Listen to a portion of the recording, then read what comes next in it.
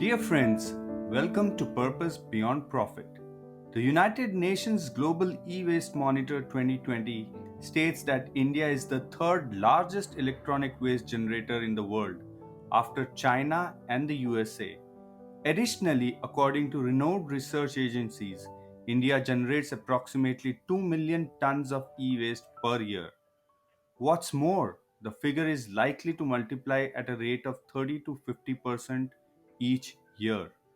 While these numbers show tremendous potential for entrepreneurs to make a decent living while caring for the environment, I happen to know a friend who started way back in 2010 when there was very little awareness about the harm caused by e waste. Karan Thakkar is a young entrepreneur who, after graduating in 2007 from Narsi Monji, was selected by KPMG as a business advisor in the risk consulting department. During one of his visits to the mines of a large client, the idea of e waste recycling and reverse logistics struck him, and he quit his job to start Ecocentric in 2010. Since then, there has been no looking back. So let's welcome Karan Thakkar. It's a pleasure to get you on this podcast, Karan. Thanks for being here. Thank you so much, Ankur. My pleasure to be here with you. Yeah. We go a long back. I joined KPMG in 2008, and you joined, I believe, in the year 2009, fresh out of college after becoming a after earning a BMS, which is Bachelor of Management Studies. And I distinctly remember that even as a young consultant, you were extremely passionate about social issues, especially the environment. We had some conversations during those times as well when you were working back with me. And later on, after I left KPMG, joined another consulting firm, you went on to start your own company in your early 20s in the field of e waste management. And at that time, there wasn't really a lot of awareness around this subject as it is now. And you started a company called Ecocentric, a small office based out of Andheri. And now I see that it has a new avatar which goes by the name the Recycling Company, or THRECO for short. So give us some glaring statistics on how big a problem is e-waste, and why what actually made you get into this particular line of business. So, in fact, I'll start with the second question that you asked first, that how did I get into this? And so lovely to be talking to you like this. Those were amazing days back in KPMG. Gave me a chance to Yeah. travel so much and see some of the best companies. So what happened?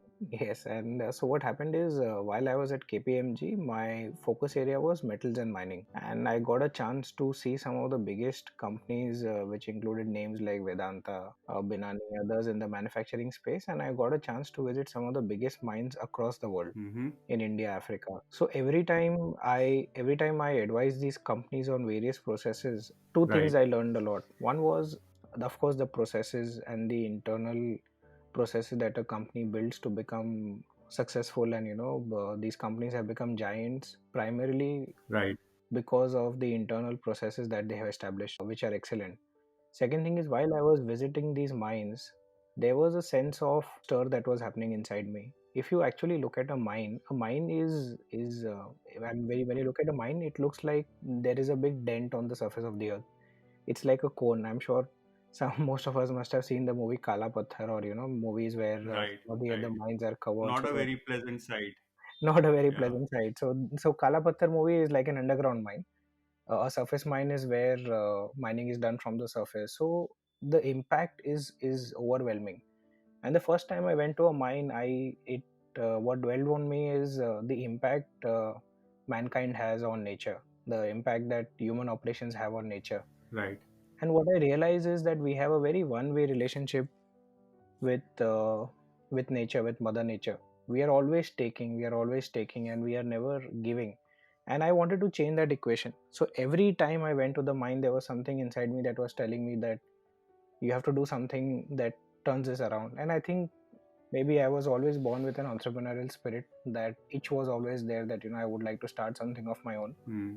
A combination of these things, and I quit my job in May 2010 after a 3-year stint. And that time, the only thought that came to my mind is I want to do something in environment. I want to do something related to recycling. And this was a time when the iPad got launched and Apple was picking up. And what amazed me is the number of devices Correct. that were coming in market, and I thought this is only going to increase, and the availability of these resources in nature is only going to decrease. So combination of these things, and one fine day I just went to my boss and said that I would like to quit, and I just quit like that. And coming to your the first question that you asked about how big a problem it is. So I actually quit a lot based on my gut feeling. I had not done a lot of research that time, but to my surprise, the problem was actually quite big. India generated that Mm-hmm. time, I think, close to 1 million, 1.5 million tons of electronic waste every year, and not much was being done around it. In fact, a trivia, and you might be surprised to know this, Ankur, is my last day in KPMG was 11th May 2010, and 14th May 2010, the government of India came up with the e-waste rules notification. So in that manner, the timing was, I think, Yeah. Talk about being at the right place at the right time. yeah, But also I think it's a bit of it's a bit of foresight as well, yeah. right? Like I said, I always saw you as someone who was more aware, someone with a higher EQ than others, right? So you always looked at not only the work that you were doing, but how it was impacting everyone around you, the companies, the client, uh, the people you're working for, the team. So I think that also makes an impact. And then obviously, with the change in government policies, it was probably a good time for you to take a jump. I think I would say I was very foolish also, because in hindsight I feel that you have to be in my case I think it was just that adrenal rush and some purpose, or inner calling, and I just jumped into it. Maybe other way of Hmm. looking at it would be that there has to be enough research being done, but I feel that when I look at a lot of entrepreneurs and when I look at a lot of journeys, to each his own. I think the time. I think when you think the time is right, the time is right. And I feel that when you are very sure that there is something that you really like and something that is keeping you awake, then I think you should follow it and not pacify yourself. Hmm. But then I think some people start at 40, some people start at 50, and even then they are successful. So it is, yeah, Right. it is very subjective. But yeah, I think, like I said, in hindsight, one also has to be very Hmm. foolish, I feel. Too much information Yeah. and too much analysis at times delays Yeah. decision making, I feel. Correct. Correct. And did you come from a business background? Yes, my family, we have a family business, and which is Mm-hmm. growing up, I did get a chance to get fair enough exposure about different aspects of business, but I never played an active role in Okay. that. And at Okay. the same time, I was very sure that I didn't want to join my family business. So, Karan, that is really great. One is not knowing about the business, and really having that gut feeling, or like you said, a bit of you needs to be really foolish to jump into a new venture.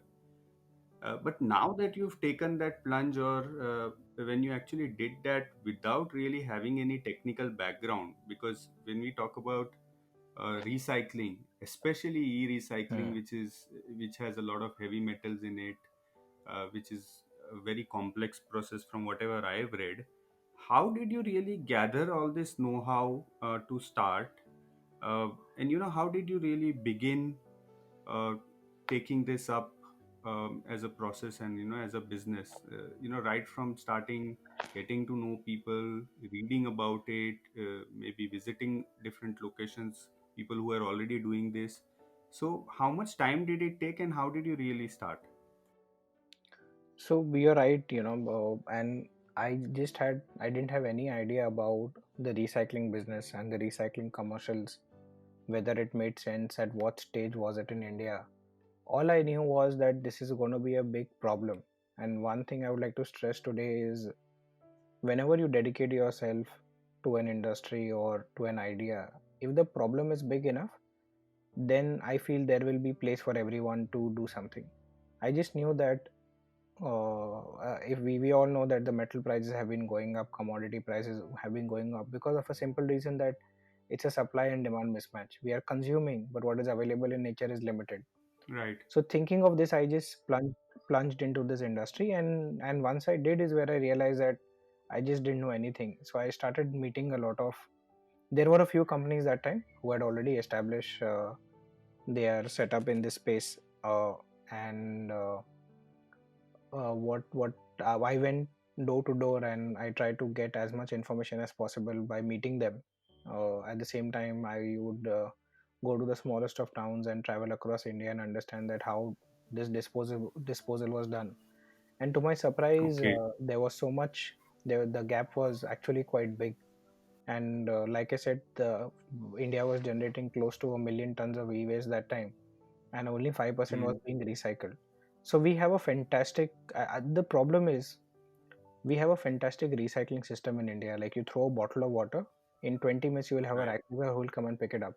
The problem is with Right. material like e-waste and other things. These are complex materials. When an electronic device is made, it has a combination of plastic, heavy metal, and hazardous substances which are put together to give it certain properties. Now you imagine a phone when you have to break it down and you have to take it back to its original source. It's a difficult process. We have a very Correct. big informal sector in India. People whom we call scrap dealers, kabadiwala. What they do is when they take it from our household and companies, etc. Whatever they can recover, they recover. Rest of it is burned, and this is the problem. It causes harm to them because they are exposed to harmful gases, and it also causes harm to the environment. So this needs to change. Hmm. So one thing led to the other. I realized that I had a lot of catching up to be done. I had to understand the problem even better. And so my initial year was more of traveling and interviewing people and meeting people and understanding that how, what to do about it and identifying what is the business model. Like for example, if somebody wants to make a car, it's too big a statement. Hmm. You can start with a car dealership, and for somebody like me who did not have any idea, so I think the most important thing is to how to start and where to start. So another thing I would Right. like to emphasize is it's okay to start small. If you find an entry point, it's Hmm. okay to start with that. Then you can always expand on the idea. Then you can always grow big. But it's important to find that starting point. Correct. Correct. And when you were doing all this research, so slightly going deeper, Mm. which are the kind of people you met? How did they, react that this young fellow who is in his early Mm. 20s, he wants to know about my business, and these would be typically people from the unorganized sector. So, any particular incidents that you would want to talk about, a couple of incidents you want to talk about where you may have got some pushback, or rather I would want to know how did you actually manage to gain have a conversation with them and get them to open up. So I think ever since my college days, I had done a few jobs, and I think maybe the KPMG exposure. I'm very comfortable approaching people and starting a conversation and talking to them. So the first thing I did is I approached companies who were already established and they were doing something in recycling, and I was sure that I had not thought that I'll set up my own recycling plant or I will grow big. I was, like I said, I wanted to play a small role. To my surprise, when I went and met them, there was so much of insecurity and there was so much of secrecy around this entire subject. And one particular incident is I was utterly shocked because I feel that as a company, transparency builds the brand more, and it actually builds the ecosystem even better. And I think I feel that these things pushed me even more to get into recycling. And I think with every failure I was getting more determined, and with every lack of information that I was getting more and more determined that there can be a much better organization in this space, there can be a much better company. Hmm. And I was getting determined that I could do that, I could fill that gap. Right. So those were the initial experiences. There were some great ones as well, but largely from the industry, there was a lot of secrecy. Hmm. Hmm. And is there a lot of material available for people to go through, or some sort of database or knowledge base available to people to go through if they really want to get into waste recycling? Yeah. So fortunately, e-waste recycling as a subject got a lot of attention in the last 10-15 years in India, but globally it has been recognized as a threat, and electronics waste from electronics, understanding that it is hazardous, has been there for quite some time across the globe. In the United States and in other developed countries, they realize quite early that once you grade electronics takes the mankind takes mankind forward, takes the human race forward. They are great for development, they are great for efficiency, but once you are done using it, it is very important to have a scientific manner in which you recycle it. Correct. If not, then it's going to be a very big problem, because there have been a lot of cases where electronic waste has been shipped from developed countries to developing countries. Right. India, China, a lot of Southeast Asian countries used to receive this dump from other developed countries until the law came in place and import became banned. Okay. So there are a lot of global agencies who are covering the subject, who are making who are very vocal about this entire issue. So there was a lot of data available, Mm. fortunately, and I think also there is a lot of advocacy that is happening across the globe. Even today, it has increased tremendously. But even 10 years back, there was enough information available, and there were a lot of people. There were also a lot of companies who had already started doing this. Infosys, Wipro, a lot of Indian IT companies understood this subject well in advance, Mm. and they were adhering to global norms and global recycling norms. Right, right. And with the new norms around ESG reporting and non-financial reporting coming into play, the United Nations also talking about it a lot. The Economic Forum also talking about it. Hmm. The reporting standards coming into play. This particular Hmm. topic is gaining a lot of currency. That Hmm. how you are actually uh, having an impact on climate, environment, uh, the society as a Hmm. company, and not just making Hmm. money.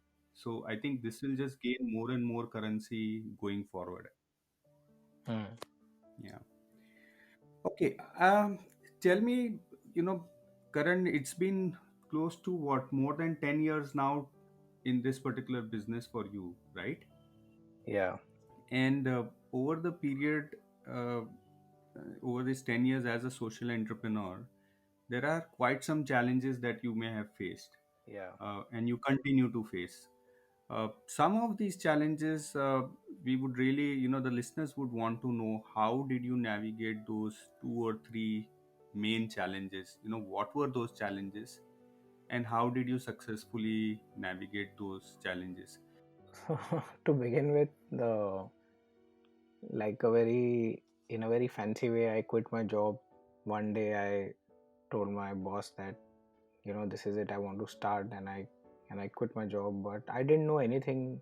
I didn't know what to do. Right, I did not have absolutely any idea how to make money, or at the in if I were to say that what was a business plan, I did not have a business plan. That A would lead to B would lead to C. This is how I would procure material, this is how I would go about it. So my biggest challenge in the first year was a big struggle just to understand where to begin with. And though that year was I think one of the most challenging, because every day I would come back and sleep over it, and or not sleep over it, thinking that I've right. decided to do something in e-waste recycling, but what to do I did not have any idea. Because now when we talk 10 years down the line, there is still a lot of companies that people can look up to. There is a lot of tangible things that people can look at, but those days it was very hard, and like I said, not many people were willing to share. So it took me a lot of time to understand that, okay, so I started little bit of advisory services, where I would go to companies and advise them on what is electronic waste. And so I think that was the first step. So I figuring out what to do, like, people want to start a restaurant, like, say for example, you want to get into the healthcare space, but what to do with it. We all know that certain industries have a lot of potential, say artificial Hmm. intelligence, but that's too big a industry, and that's too fancy a name. But what will you do in artificial intelligence, again, is a question. So what Hmm. would I do in this particular space, what was my question. And it took me 1 year to just roam around and meet people, understand, learn. And then like I said, I started more like an advisory company and a consultant, just going around and telling companies and doing these services. The Right. second step, like you said, that awareness was very minimal. So I was in an industry where I had to educate my customer and then sell. So for example, if I am selling bread, I had to tell my customer that bread is good for you first, and then sell my bread. Right. So there was again a lot of awareness that had to be created, a lot of facts and figures. Right. Also, I feel that especially the space that I am in, I feel that you have to feel it from within, and till the time you don't feel it from within, it doesn't come across. Hmm. Because environment is such a thing that even today people don't take it seriously. We are consuming, we are throwing things away. Right. In the best of organizations, societies, etc., educated people, you will Yeah. be very surprised that the minute you tell them to take Correct. an effort to reduce waste and to do it sounds like a very alien concept. But to really put it across to companies, it takes a lot of convincing, and it I think it really takes a lot of passion and drive within to really move mountains in this industry.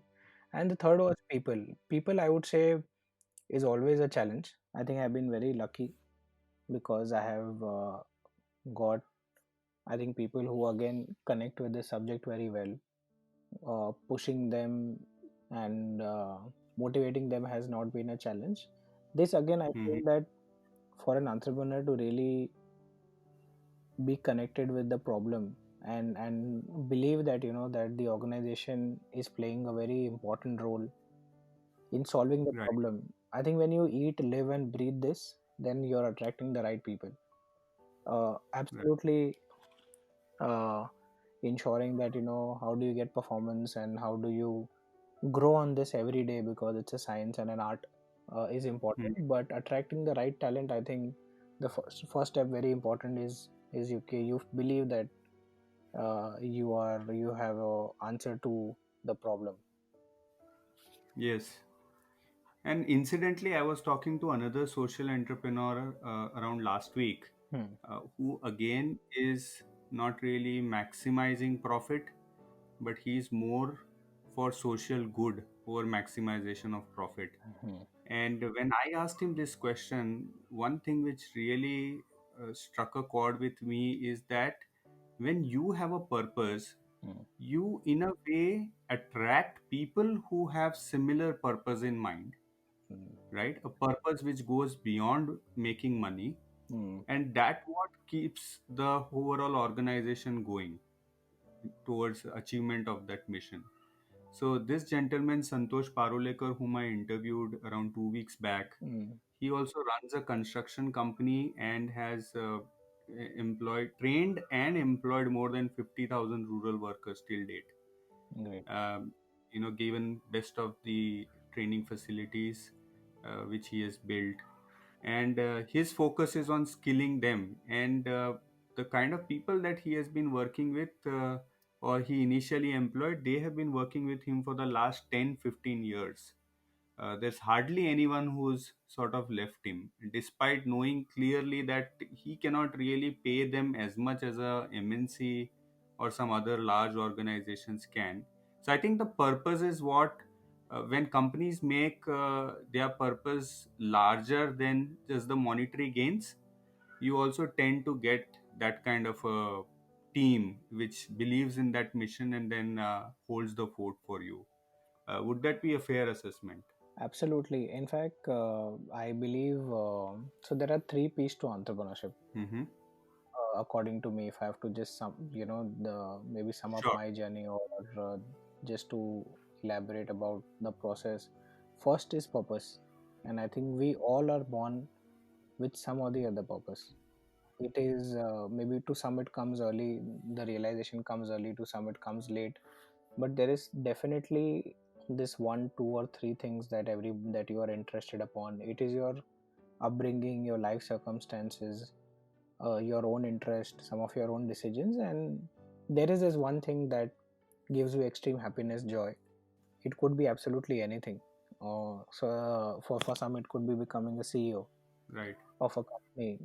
For some, it could be employment. For some, it could be like, even there are some great examples and people who have really solved problems. Like, to my mind, an entrepreneur is somebody who's identified a problem to solve.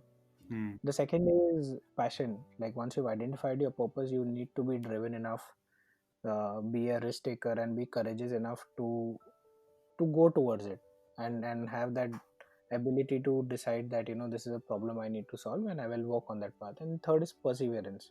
Hmm. That once you have identified your purpose and once you are passionate enough, then the idea is that there will be so many ups and downs. And there have been so many in my journey as well. Hmm. But then you just have to keep at it, because the first thing, that the purpose that got you in at the first place will be the hook that will keep you at it always. Yes, yes. And so, Karan, in your case, obviously the purpose and the passion is absolutely clear. I've been following your journey for a really long time. But perseverance is something which is very individual, right? The daily grit, the daily issues that you go through and you overcome are obviously private to you and probably a couple of very close people to you.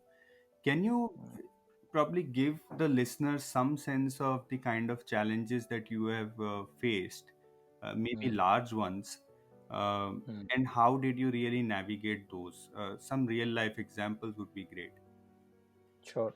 So, like I mentioned, in the initial years, the first bigger challenge for me was to identify what is a business model, like how will I make money, what would be the what would be exactly what is it exactly that I'll be doing in this space.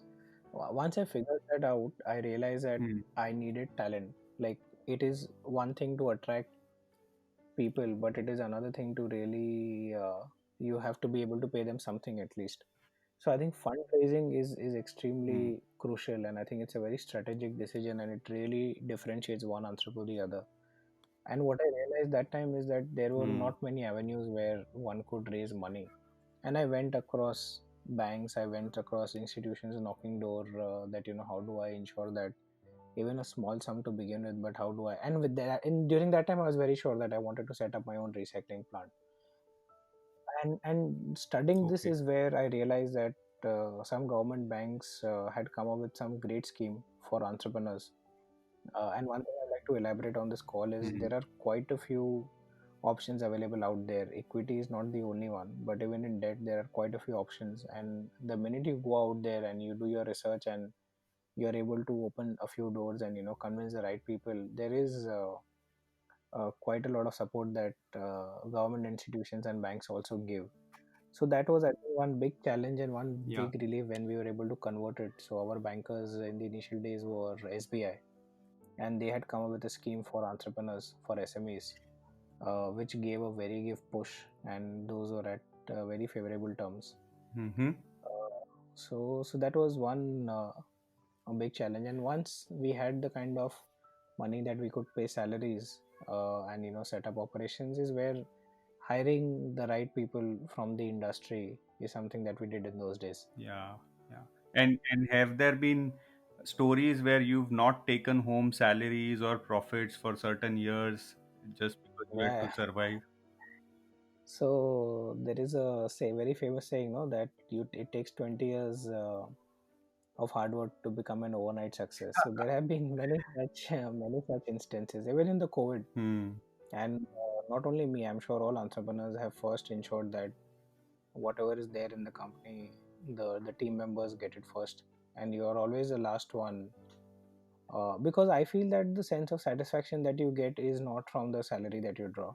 There are and these are things that you have to accept very early, because if getting a monthly, because also it can become a distraction at times. It's absolutely very important to understand money and be profitable, ensure that there is enough return on investments that you're getting, because that is what will make an organization successful. Right. Right. Yeah, because otherwise it's a hobby. Another very important thing I would like to stress on is something that I'd read is, a business that is not making money is a hobby. Hmm. So it should be a business. We are a for-profit organization. Hmm. We are in social space, and these parameters will also help us ensure that we are achieving the milestones. How much waste are we recycling? How do we keep taking this recycling thing big and big? Right. So, but yeah, many incidences where the leadership team has not drawn salaries and Hmm. thought of people first. And I think it's an ongoing thing. In fact, I think in the lockdown and in the pandemic, I'm sure so many larger organizations people have come Yeah, forward. absolutely. Absolutely. Yeah. Great. I mean, those were very good insights, Karan, especially, your examples around perseverance, the amount of research that you need to do, and follow up with people, knock on doors for raising funds. Um, you Mhm. know, I'm sure that all these years, these 10 years that have gone by, 10, 12 years that have gone by, will pay a lot of dividends. What are Mhm. the key messages that you would want to give to young budding entrepreneurs, especially Mhm. those who want to be those who want to get into the social enterprise? I personally believe that this is a very good time, especially when the world is getting woke, uh, in the Mhm. sense that they are getting more aware about social inequality, poverty, climate change, environmental damage, things like those. And we do see that companies are valued far more than those companies who are not doing very well on the ESG parameters. Hmm. So, what would be your message to the youngsters who, or for that matter, anyone who wants to get into similar space? So, there was a quote that I had read, fortunately, right at the beginning of my journey, which was by Oscar Hmm. Wilde, which said that we are all in the gutter, but some of us are looking at the stars. Yes.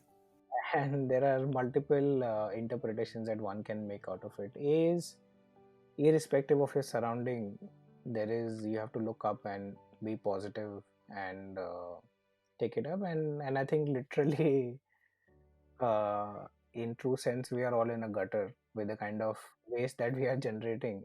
And there is also a lot of opportunity in this because the problem is so big. And I think the time has come that we realize that किसी ना किसी को तो उतर के सफाई करनी पड़ेगी. Correct, correct. कब तक, I always give this example in a lot of my speeches is, imagine your earth is like this, is like a room.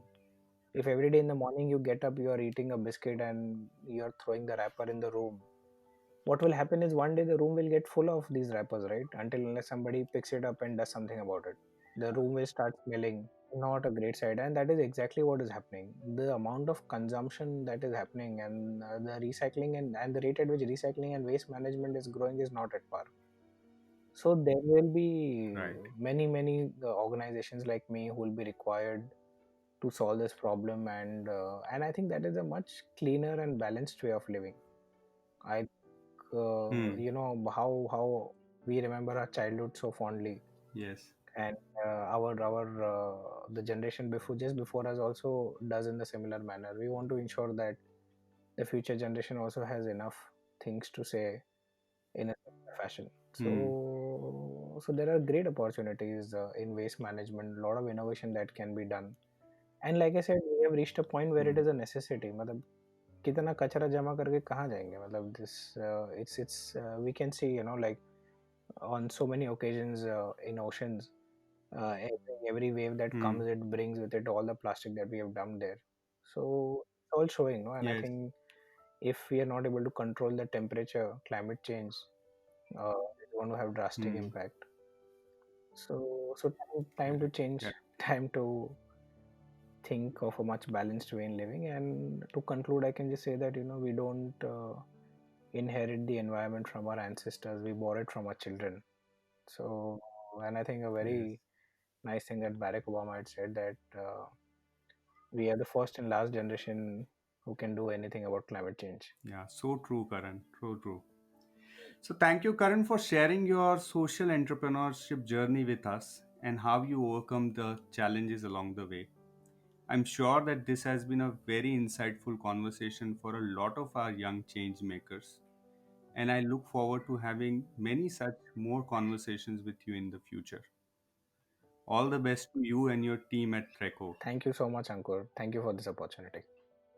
Thank you, dear listeners. To hear such more inspiring stories of social entrepreneurship, subscribe to my channel on YouTube, Spotify, Google Podcast, and Apple Podcast. Until next time, be good, do great.